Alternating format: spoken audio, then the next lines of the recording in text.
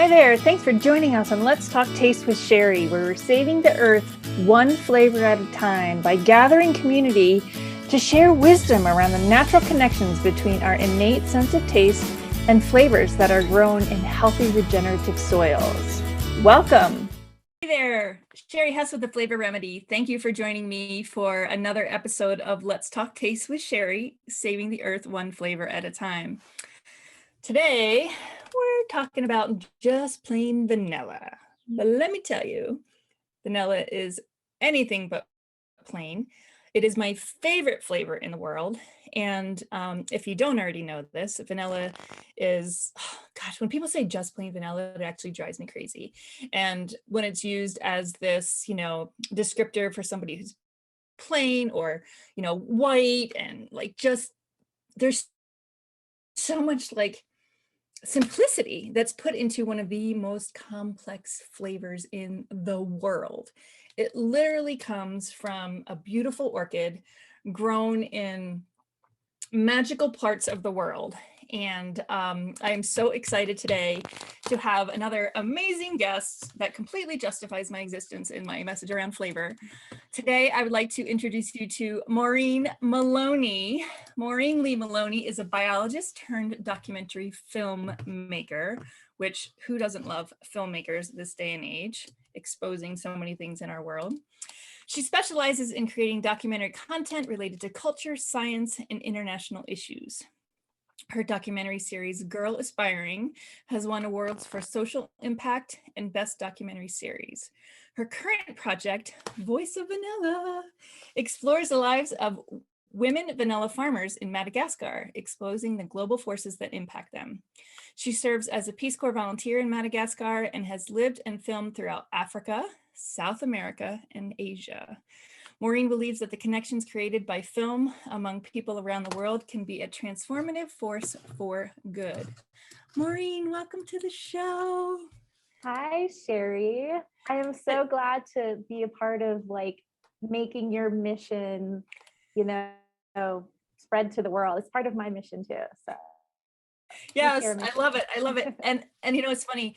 I didn't really set out to have guests come on my show to completely justify my existence, but it's totally what's happening. And you guys are just showing up and I'm just loving it. So tell me a little bit about how and why you got started being so focused on this mission of creating the film and all the purposes and reasons behind it. Yeah, well, originally I was a biologist and I decided to get into documentary filmmaking because it seemed like a way to make a bigger impact. As a biologist, I thought I was going to do research and then it was going to get used to save the world. And unfortunately, a lot of research gets published into these journals where the information goes to die. No one ever finds out about them. Isn't that interesting? Yeah. And how appropriate to be part of the food conversation. Yeah. So around that same time, though, I joined the Peace Corps and I went to Madagascar as an environment volunteer. And that's when I started seeing firsthand really how a lot of issues were impacting people directly, especially climate change. This sort of idea that a lot of people have in the US that climate change is something we're going to have to deal with in the future. It became abundantly clear that was not the case, that people were dealing with this now. And I started to realize too that if we created more understanding about what's happening to people around the world, I think that will motivate quicker, bigger changes to happen. And so my focus shifted from science, from studying, purely science, to more looking at people and telling people stories. I love that. Connecting the people stories with nature, with science, and all of these different aspects that ultimately impact everyone, right? They're universal stories, really. Yes. And it's funny because I see a lot of people talking about tell your story in all different, entrepreneurial things, and it makes us more relatable. It makes us more, we can create more of a connection to what's actually happening. So I love that about the film aspect of what you're doing, because that's what these so many beautiful documentary films are doing, right? Is creating this awareness. I love what you said about, climate change. It's happening now. Like, it is a critical point, and it is also a huge reason why I'm trying to get this message out there. And, the idea of connecting it to real flavor and nutrition, being this arc that can ultimately demand we fix our soils, then can also contribute, obviously fixing our soils makes a huge difference in, the impact on global change. But what I really like about what you said is this connection to the lives, right? Like, this connection to the lives of the people that are growing real food, real flavor around the world is, it's not something to be taken lightly. And your story is so impactful for these women farmers in Madagascar, right? And I'm excited to dive into that a little bit more with you. But, my point is that this idea of living flavor that I talk about, right? And in the simplest terms, I talk about it from the aspect of flavor with life in it, right? Grown and raised the way it should be, like a real vanilla bean, versus, or I talk about that as living flavor, right? This true growing of food and nutrition coming from these nutritious soils. But when you talk about living flavor in a bigger, kind of broader, higher perspective, it's all of the life and all of the energy that's going into creating our food. So it expands the living aspect from just the experience on our taste buds and in our bodies to this bigger, energetic, life supportive action, right? So I'm going to let you go into, tell me more about that. Tell me about what is the life of these vanilla farmers look like? Vanilla, it's pretty challenging to grow. It takes a long time. In Madagascar, they don't have natural pollinators, so they have to go out and they have to pollinate the flowers by hand, which the vanilla flower, it blooms early in the morning, and by the afternoon it's dead.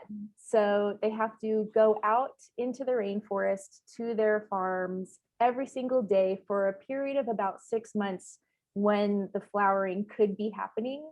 They walk their whole plot of land and look for flowers, and then literally it's like they have to take a little thorn and lift up a flap and carefully I learned to do it. I destroyed about 5 flowers before I finally got one. It's difficult. So then a few months later, the beans start to grow. Because the beans are so valuable, they have to go in with a little tool that's called a tumku. It basically, it has pins that brand the bean. So they have to go in and they have to brand each and every bean so that if they're stolen, they can be identified. Wow. This is also happening during what's typically the cyclone season, when they can get these huge hurricanes essentially coming through. And then about 9 months later, they pick the beans, and then they can sell the beans green. They're green at that point, although they get less money for it. Typically what they do is then they start the curing process, which can take another 6 to 9 months, where they have to put the beans outside in the sun during the day so that they get essentially cooked. And then they massage them in the evenings, and they do this every day for months and months, until finally the vanilla bean market actually opens. There's a town called Tumbava, which is the capital of the vanilla market, the capital of the vanilla region. And then they go and they sell the beans at the market. Or occasionally they could sell them to middlemen who come and drive through the villages in the rainforest. Wow. So you've just described their everyday life, right? Yeah. Which in and of itself sounds brutal, right? Like, that's a lot of hard work. They're dealing with, weather issues, I'm assuming, right? You said it, did you say monsoon season that they're doing, that they're Yes. going in? And Yep. Yep. so they're actually pollinating during a monsoon if they need to, right? Yeah. And there's all this painstaking effort put into being able to sell. And is this their only commodity? Like, is this the only thing that these farmers are growing? So that actually really depends on the region of Madagascar. In certain areas, farmers might be growing cloves or coffee or tobacco. Okay. And that's actually one thing that I look at in my film, because in the successful areas, the more successful areas, they do have a variety of plants that they're growing, but the remnants of French colonialism still exists in a lot of places. And when the French were occupying Madagascar, they were very strict about, you can only grow vanilla here, you can only grow cloves here, you can only grow coffee here. And if you're seen growing vanilla here, we'll take your crops and we'll destroy them. We'll literally throw them in the ocean. Wow. And so in certain areas, you're still seeing the leftover effects of that. Wow. Gosh, we are just, the capitalism world and our food is just a constant challenge, isn't it? So to that point, where do you find, so we kind of like painted this picture of what their lives are like in general, right? So they're hard workers, they're going out, they're doing it every day, they're, dealing with nature, they're following this process, and then they're bringing it to basically one market, potentially with other markets, right? To like small markets of people that might come and work with a middleman. So what is the biggest challenge then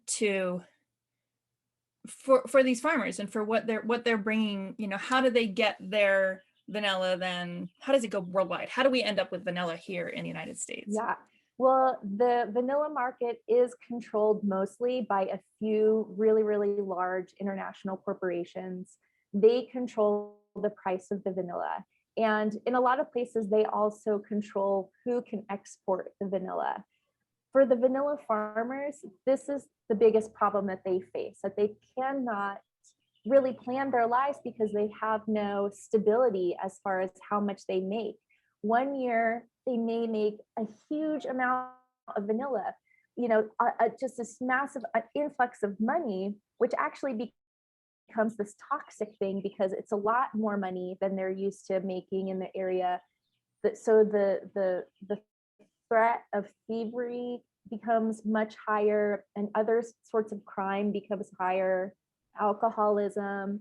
And then literally a year later, they might be left with nothing. The prices could drop drastically and they have no idea what's going to happen. They have no control over that whatsoever. And their lives are just this roller coaster. So, try to imagine if you couldn't plan for your income at all, if you had no idea, right. Bust or boom, what's going to happen to you. So, I think from anyone who's studied any basic economics, and I definitely only have basic economic understanding, right? But from that point of view, you assume, and I think we've actually been told, I've been in the spice industry, around the spice industry for a few years, right? And I've always been under this impression that the pricing of vanilla is a total supply and demand thing. But you have a different story around that, don't right? you? That's what, I took economics in 8th grade. And the one thing I remember is that if demand is high and supply is low, the prices should be high, right?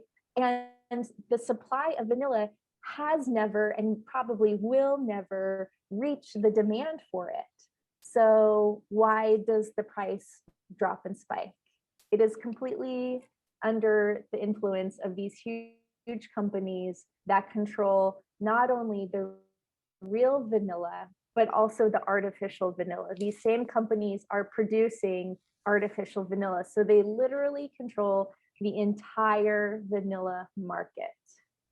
Isn't that crazy? So it feels, gosh, I almost feel powerless right now because I'm like, I literally make my own vanilla. Like I want the real thing, and I buy vanilla beans and I make my own extract. And in my mind, I'm thinking, okay, this not only is this better for me and more delicious, more complex, but you like to think that when you're purchasing real food that you're supporting these farmers in vanilla, and these vanilla farmers in Madagascar. But if it's all controlled by this one giant corporate entity that's also selling artificial vanilla, right?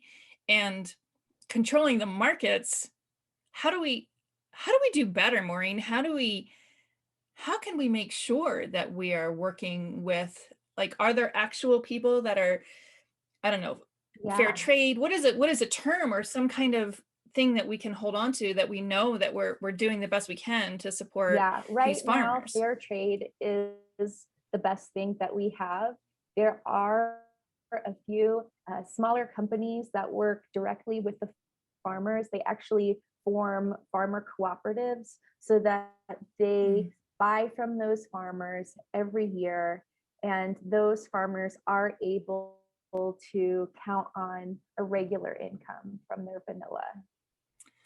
That's awesome. And I'm going to just go ahead and tie this to the next guest that I'm going to be interviewing, because I know he's doing that. And that's Ethan Fritsch from Burlap and Barrel. He's working directly with farmers, and I'll find out more about his own challenges. But I think I love that these things are happening, right? That these co-ops are happening, that farmers are kind of looking for ways to get out of this commodity market so that they can have a more predictable income, right? That they can, have the funds to support not only their family, but to continue to grow food the way food should be grown, right? Wow, that's really powerful. So tell me about, how about some stories from your movie, little clips, little like previews into what are some of the really like heartfelt or parts of the movie that you're filming that can bring us to this place of like, oh my gosh, what is going on here? Yeah. Well, my film is really, as I mentioned earlier, it's focusing on an area where they have found a pretty good balance. I mean, they still, because of the boom and busts, they still go through hunger periods. They still are, everybody has to deal with the fact that cyclones sometimes come through and completely destroy their crops. But one of the reasons why this area has been able to maintain such a healthy balance of growing a variety of crops is that they have this they have a history of storytelling called Tantara, and they have people in their communities who are specialists in Tantara, and they hold on to that oral history, and it's really a performance. It involves the community. So the elders in the community, if they have a message for the young people, if the young people are being disrespectful, they will perform these stories and involve the young people. Nice. And they've been able to hold on to, when the vanilla bust happens and maybe they're feeling really discouraged, they may want to get rid of their vanilla and focus more on cloves or something like that. The Tantara in their area really help to hold on to the importance. And what ends up happening is that as farmers, they create this identity with the land. And so conservation goals happen naturally. They plant trees during important periods of their life, when they're about to get married or when they have a child. And those trees become a part of their personal history. So they would never burn down this part of the forest because they planted that when they got married, or when their grandmother got married to their grandfather or something like that. So then their grandparents planted those trees. And this is important to the culture of Madagascar too, because they revere their ancestors. They believe that their ancestors stay there on the land with them. So when they're preserving these areas, they're not just preserving it for their children, their future, they are doing that, but they're also preserving it for their ancestors that they believe are still living there. And so for me, I really love this tradition of Tantara. That's something that's going to be woven throughout the film, and that I think will help to show people in the West this idea that conservation and human use really should be a connected thing, which isn't really an idea so much right now. Right. This connection, and I think that's a really good point. We sometimes, often, especially in the Western world, we think of ourselves apart from nature instead of a part of nature. And I think what you're talking about with this Tantora and this stories and this ancestral connection and the reverence that they give to planting things and making sure that their land is sacred, and they've got this. I mean, how many generations of vanilla farmers are there? Is it like hundreds, thousands? Like, how deep does it go, right? Like, there's so much reverence. You would hate to ever think about someone, coming in and saying, you can't grow this anymore, or the French colonialism showing up as saying, well, you're not allowed to grow vanilla here, so throw it in the ocean. Like, the stuff that we're like, oh my God, our food is just being controlled, right? And that's a reality of where we are. So I love that. I love the tie to the ancestor, the connection to nature, the reverence that it gives, right? And so we talked about like the fair trade and ways that we can do better here when we're purchasing vanilla. I also kind of want to touch on how do we as consumers in the West, what tips can we do to, well, let me think about this for a second. I was going to kind of go down the road of like vanilla use, right? Like, so if this is being controlled by commodities, and we love vanilla, right? And probably the biggest users of vanilla here in the United States are food manufacturers, right? I think it's important to talk about, from you're a biologist, right? So the biological standpoint of vanilla and the actual, what makes real vanilla versus fake vanilla. Talk to me about that a little bit. So you see, when you go to the store, you see all kinds of symbols and words surrounding vanilla. You might see natural flavoring. You might even see a picture of the vanilla flower. The picture of the vanilla flower does not mean that there's natural vanilla in it, right? And it certainly doesn't mean that that was ethically sourced vanilla.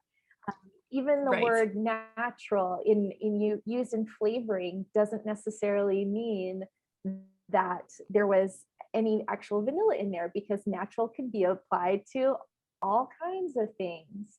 So I do think reading labels, being aware of where you're buying things from, that's important. And I know, Sherry, you really believe that you start to notice the flavor difference when you start really making sure that you're getting quality products. And vanilla, this is definitely so true for vanilla. Real vanilla, there's a chemical that makes up the core of what we think of as vanilla, and that's vanillin. And you can create vanillin in a lab, but what you can't create are the 2,000 other compounds that make up a real vanilla. You simply can't replicate that. There's no way. And so when you start getting those products, when you start using real vanilla, especially high quality vanilla, because there is, as with anything, there is a range of quality. And so when you start using that high quality vanilla, it really starts becoming so obvious Yes. when you're not getting it, and quite offensive to the Right. palate, if I Right. say so. Yes. Yes. Yes. That's exactly it. Perfect. You brought it around perfectly. And those are the things like, thank you so much for saying that, because these are the things that I talk about all the time. And sometimes I forget to bring them up in conversation, because in the back of my mind, it's like the Bible already, like natural flavors, that as an ingredient on a label, that citric acid, like there's so many of them that I just are completely red flag to me, because I know they're not real food.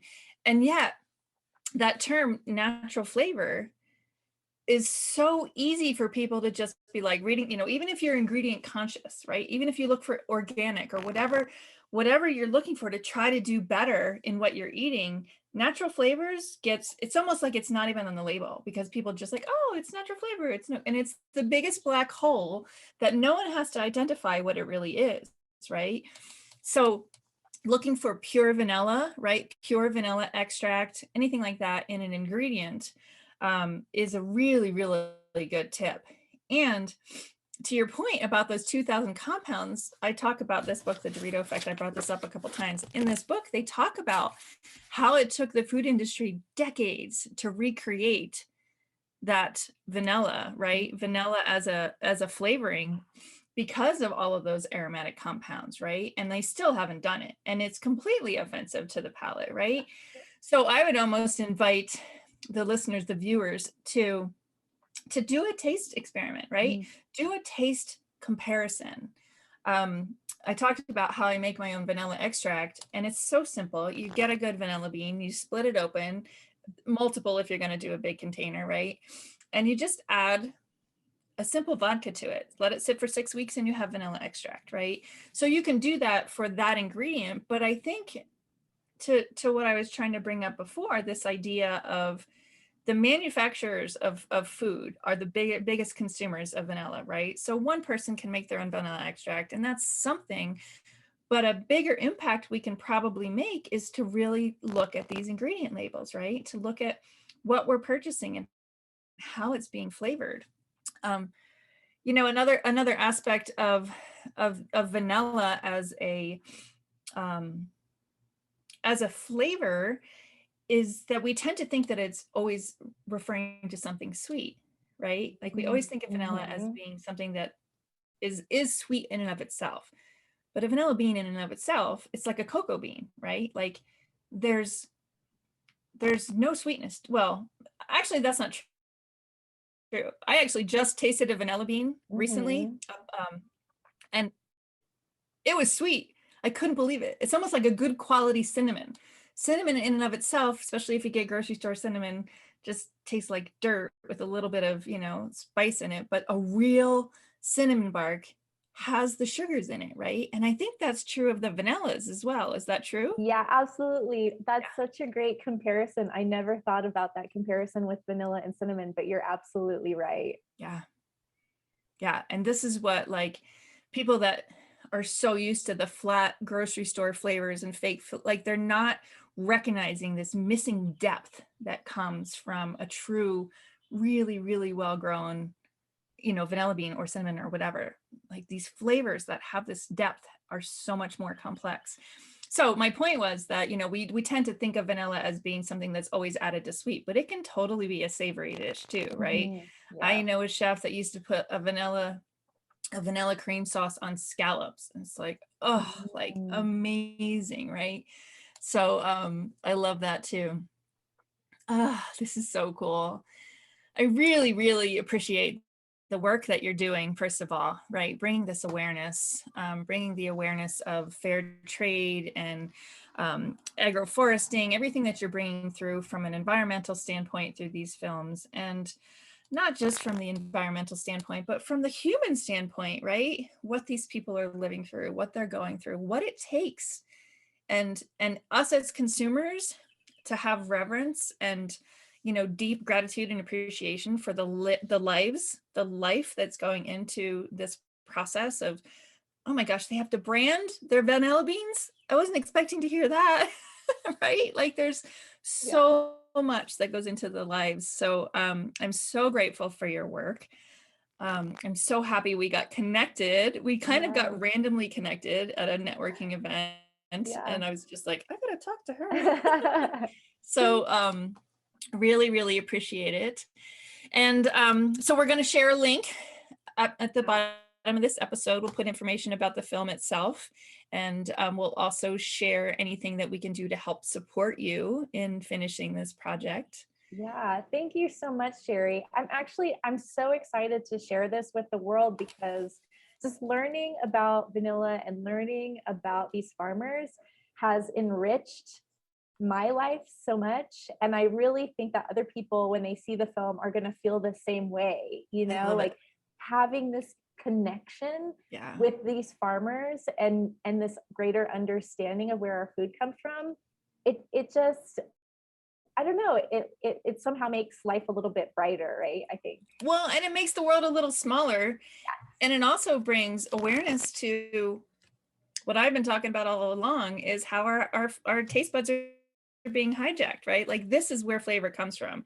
This is what we're born to detect, is this real, true flavor that's grown, in the rainforest, not what's manufactured in a lab in, I don't know, wherever the lab is, right?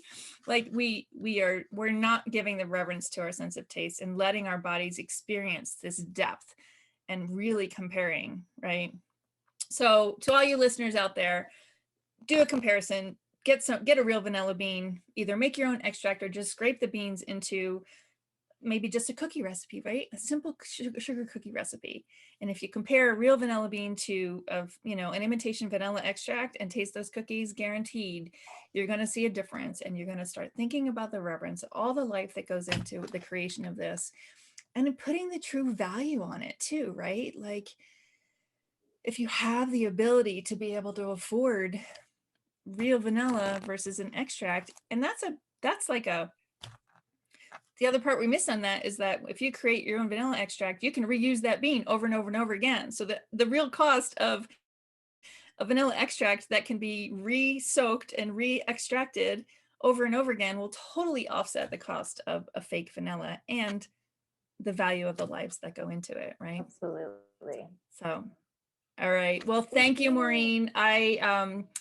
I hope that my viewers really, really dive in, support you, see the big mission here. It's huge. It's a great way to carry my message around, the connection to life and real food grown the way it's supposed to, and the reverence to our sense of taste. And also, the bigger mission of what you're doing to help bring awareness to what's happening to our climate, what's happening to these lives, and things that are happening around the world. So thank you for your work and all that you do. I really appreciate it. Thank you, Sherry. Such a pleasure to talk to you. Love it.